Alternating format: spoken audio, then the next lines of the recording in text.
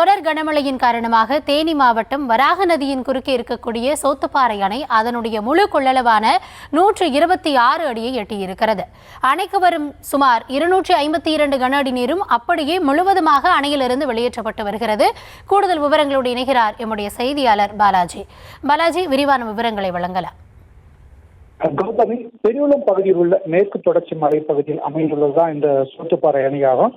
கடந்த சில நாட்களுக்கு முன்பு பார்த்தோன்னா அணையின் நீர் மட்டம் 60 கன அடியாக இருந்துச்சு. ஆனால் சோத்துப்பாறை அணையின் நீர்பிடிப்பு பகுதியில் தொடர்ந்து பெய்த கனமழையின் காரணமா பார்த்தோன்னா அணைக்கு வரும் நீரின் அளவு மிக அதிகரித்தது.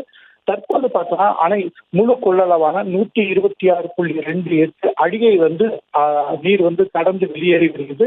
அணைக்கு பார்த்தோம்னா 252.37 அடி கன அடி நீர் தண்ணி வந்து கொண்டிருக்கு. இந்த தண்ணீர் முழுமையாக பார்த்தோம்னா அணையில் இருந்து முழுமையாக திறந்து விடப்பட்டு வருகிறது. இதன் காரணமா பார்த்தோம்னா இந்த நீர் அனைத்துமே பார்த்தோம்னா வராக நதியில கலந்து செல்வது வழக்கம். தற்போது இந்த நீர் அதிக திறந்து விடப்பட்டது காரணமாக பார்த்தோம்னா வராக நதி ஆற்றில் ஒரு வெள்ளப்பெருக்கு ஏற்பட்டிருக்கு. அந்த பகுதியில் உள்ள கரையோர பகுதி மக்களுக்கு வெள்ள அபாய எச்சரிக்கை விடுக்கப்பட்டு உள்ளது. கௌதமி,